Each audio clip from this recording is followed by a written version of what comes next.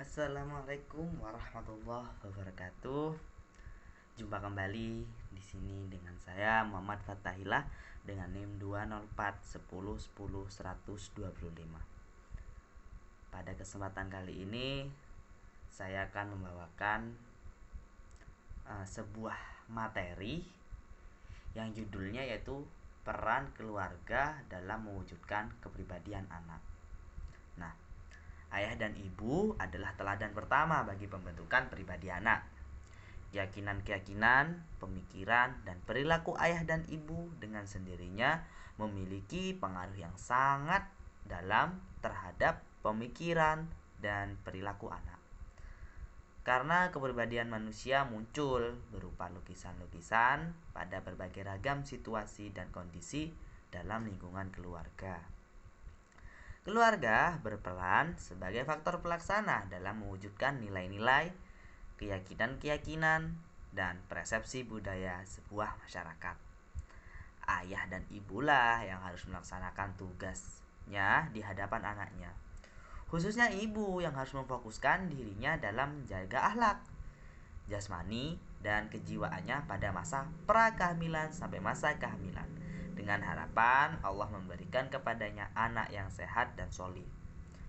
Banyak hadis yang mengisyaratkan tentang pengaruh genetik dan lingkungan dalam pendidikan anak.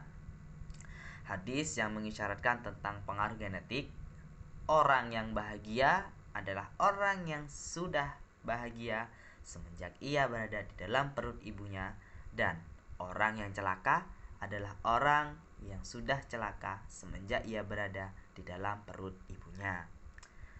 Faktor-faktor ini secara terpisah atau dengan sendirinya tidak bisa menentukan pendidikan tanpa adanya yang lainnya.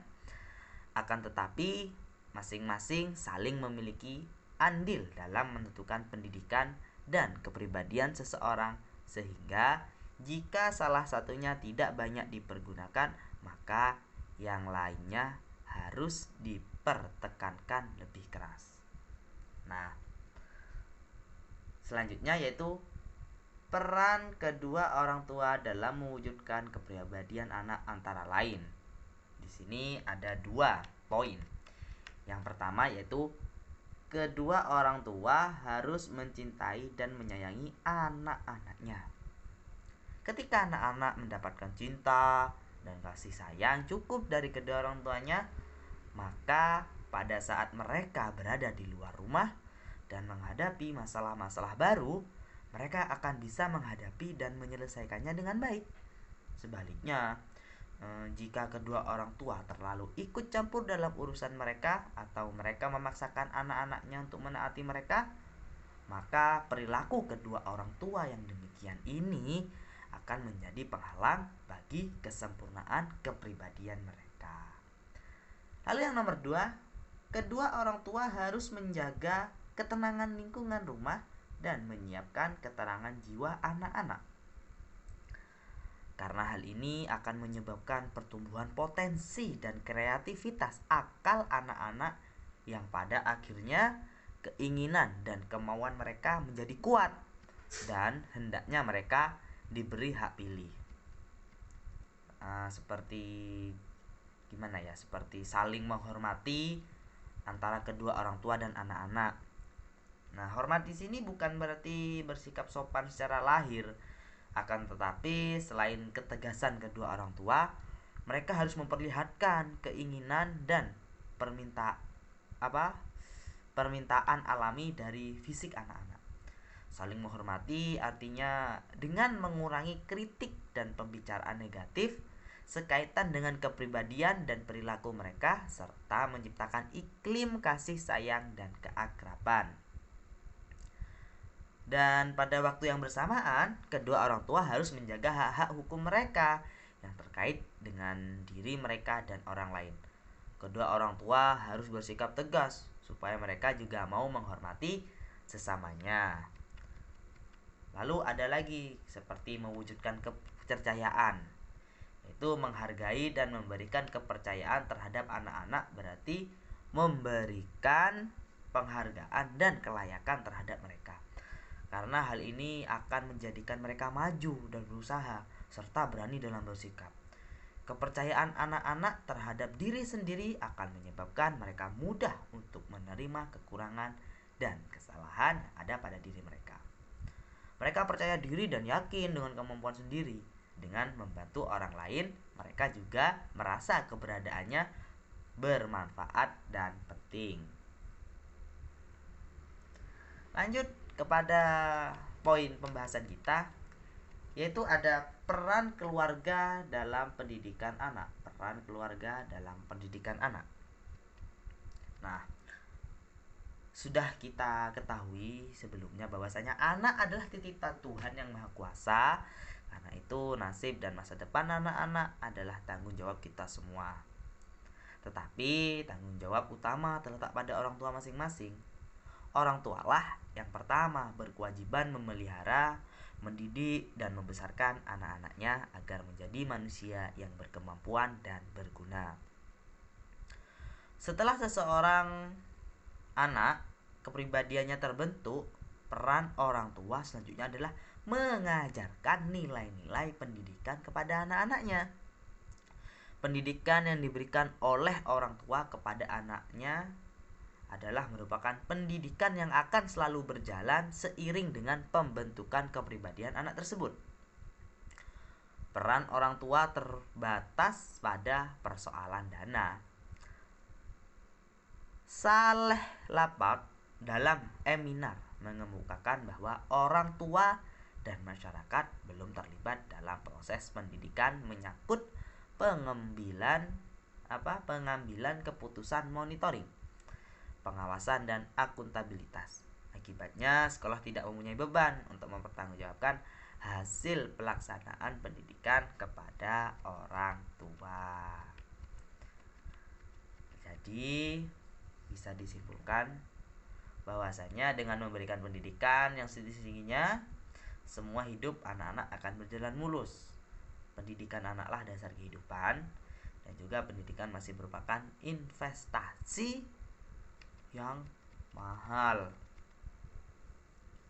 yang harus dilakukan oleh ayah dan ibu sebagai sebuah keluarga yang ideal dalam mendidik dan mengembangkan potensi kemampuan anak. Di sini ada tentang memahami makna mendidik, hindari mengancam, memujuk atau menjanjikan hadiah, hindari sikap otoriter, acuh tak acuh, memanjakan dan selalu khawatir.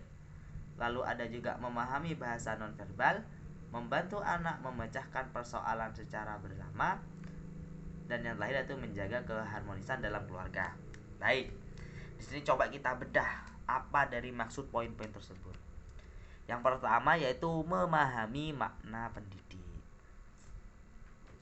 Sebagai orang tua harus memahami benar apa makna dari mendidik, sehingga tidak berpendapat bahwa mendidik adalah melarang, menasehat atau memerintah si anak.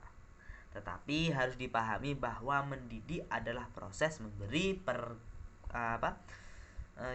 memberi pengertian atau pemaknaan kepada si anak agar si anak dapat memahami lingkungan sekitar dan dapat mengembangkan dirinya secara bertanggung jawab.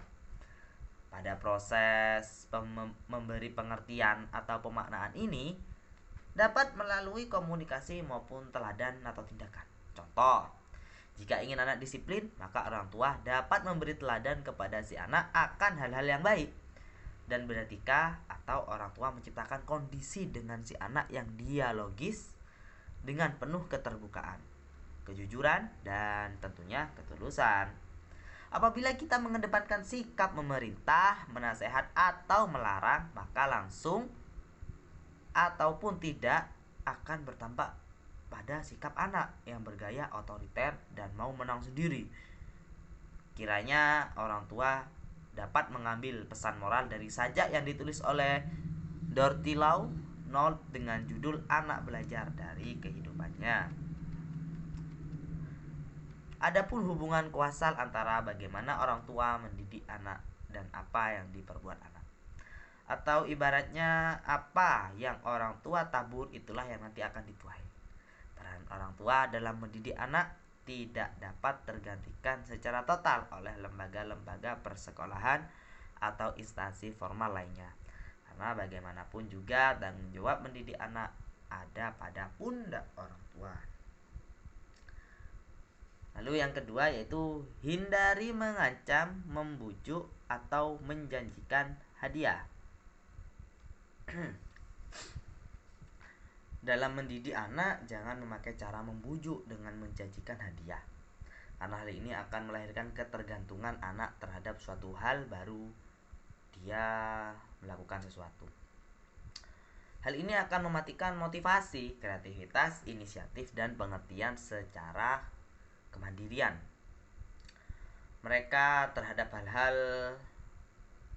yang harus dikerjakan. Maksudnya tuh gini, hal ini maksudnya hal dengan hindari mengancam, memujuk, atau menjanjikan hadiah itu akan mematikan motivasi, kreativitas, inisiatif, dan pengertian serta kemandirian mereka terhadap hal-hal yang harus dikerjakan.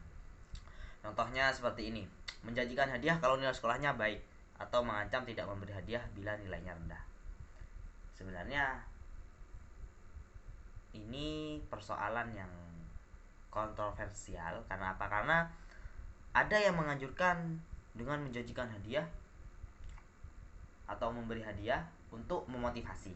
Nah, ternyata yang saya terangkan di sini, yang saya telaah juga, yang saya pahami, ternyata juga tidak baik karena yang telah saya sebutkan tadi dapat dapat mengatur diri anak itu menjadi ketergantungan gitu. Lalu yang poin ketiga yaitu hindari sikap otoriter, acuh tak acuh, memanjakan, dan selalu khawatir. Hindari sikap otoriter, acuh tak acuh, memanjakan, dan selalu khawatir. Seorang anak akan dapat mandiri apabila dia punya ruang dan waktu baginya untuk berkreasi sesuai dengan kemampuan dan rasa percaya diri yang dimilikinya. Ini harus menjadi perhatian bersama karena hal tersebut dapat muncul dari sikap orang tuanya sendiri yang sadar atau tidak sadar ditampakkan pada saat interaksi terjadi antara ayah dan ibu dengan anak. Sehingga anak-anak akan termotivasi untuk mengaktualisasikan potensi yang ada pada dirinya tanpa adanya tekanan atau ketakutan. Poin yang nomor 4 yaitu memahami bahasa nonverbal. Memarahi anak yang melakukan kesalahan adalah sebuah yang tidak efektif, melainkan kita harus mendalami dahulu apa penyebab si anak melakukan kesalahan dan memahami perasaan si anak. Oleh karena itu, perlu dikembangkan bahasa nonverbal sebagai suatu upaya efektif untuk memahami masalah dan perasaan si anak. Bahasa nonverbal adalah dengan memberi sentuhan, pelukan, menatap, memberi senyuman manis, atau meletakkan tangan di bahu untuk menenangkan si anak. Sehingga si anak merasa nyaman untuk mengungkapkan apa yang dipikirkan atau seperti perasaannya. Seperti itu ya. Lalu poin yang nomor 5 yaitu membantu anak memecahkan persoalan secara bersama. Biasanya tuh pada kondisi tertentu dibutuhkan keterlibatan kita sebagai orang tua untuk memecahkan masalah yang dihadapi si anak. Dalam hal membantu anak memecahkan persoalan anak, kita harus melakukannya dengan tetap menjunjung tinggi kemandiriannya. Intinya tuh kita cuma mendampingi dan meluruskan apabila ada yang salah. Dan yang terakhir yaitu menjaga keharmonisan dalam berkeluarga. Ayah dan ibu sering bertengkar, tentunya berselisih, bahkan melakukan kekerasan di depan anak-anak.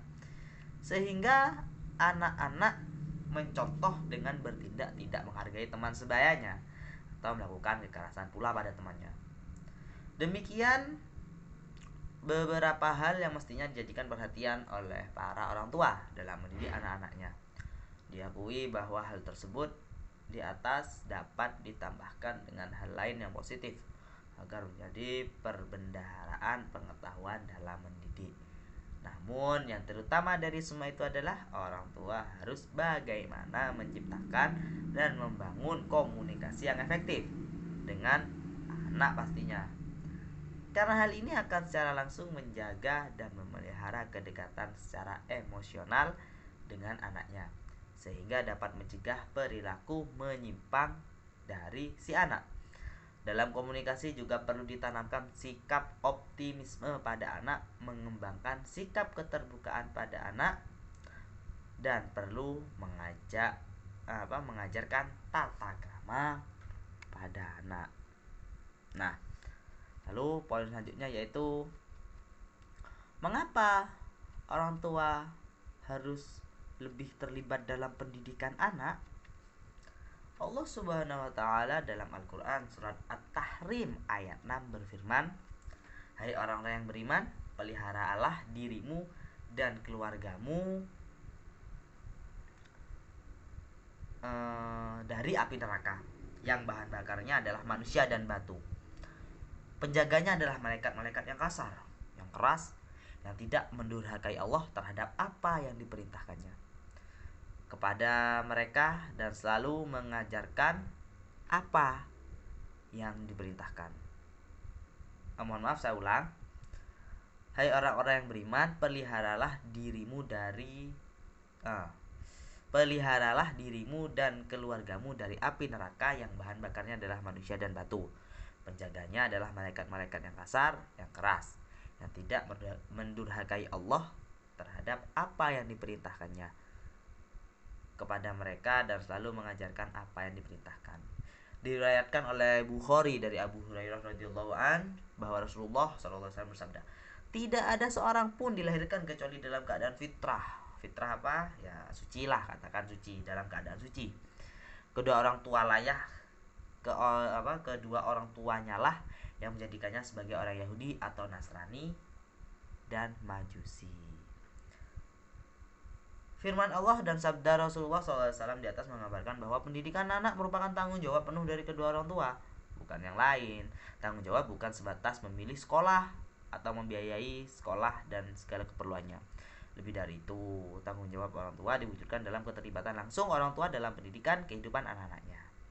Ketika orang tua terlibat langsung, maka kehidupan dan pendidikan anak-anaknya, maka mereka akan memberi perlakuan yang lebih tepat kepada anak-anak.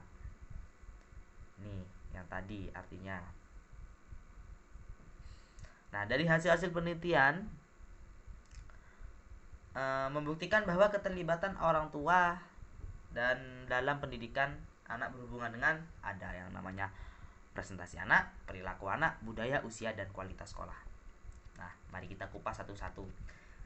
Yaitu dari prestasi anak. Yaitu ketika orang tua terlibat, anak memiliki prestasi yang lebih tinggi. Tidak memperhatikan suatu sosial ekonomi, latar belakang etnis, ras, atau tingkat pendidikan orang tua. Lalu ketika orang tua terlibat dalam pendidikan anak mereka, anak-anak memiliki skor tes yang lebih tinggi. Anak lebih sering menyelesaikan pekerjaan rumah dan kehadiran anak di sekolah lebih tinggi.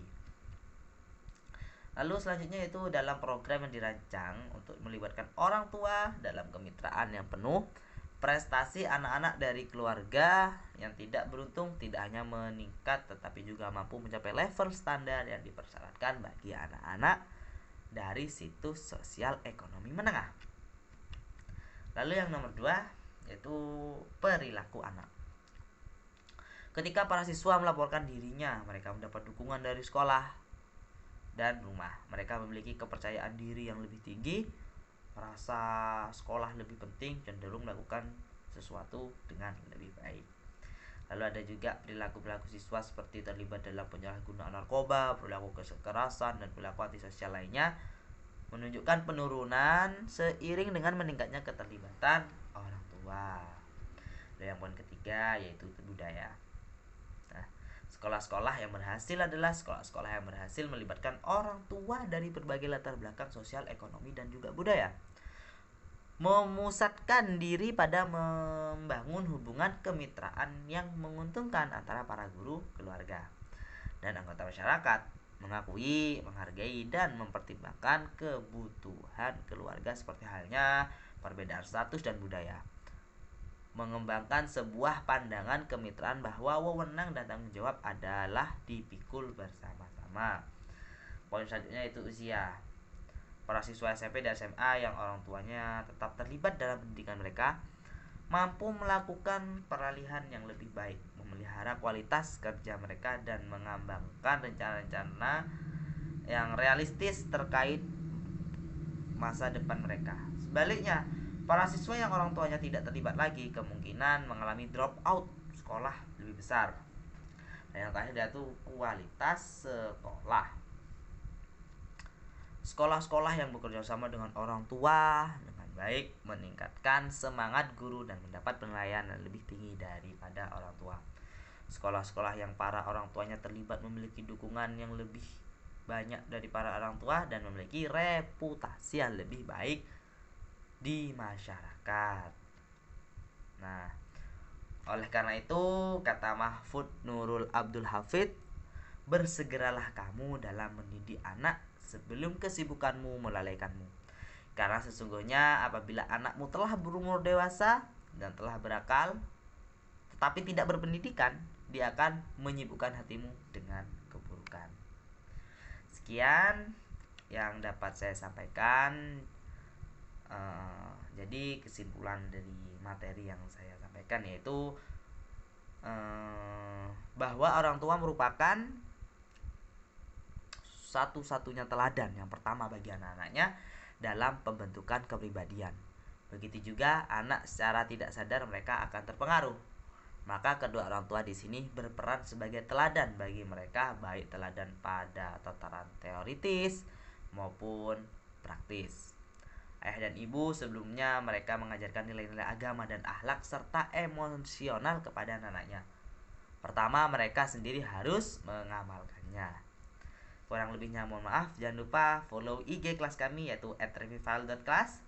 Semoga materi yang saya sampaikan bisa bermanfaat bagi teman-teman. Saya Muhammad Fatailah. Terima kasih telah menonton. Saya akhiri. Wassalamualaikum warahmatullahi wabarakatuh.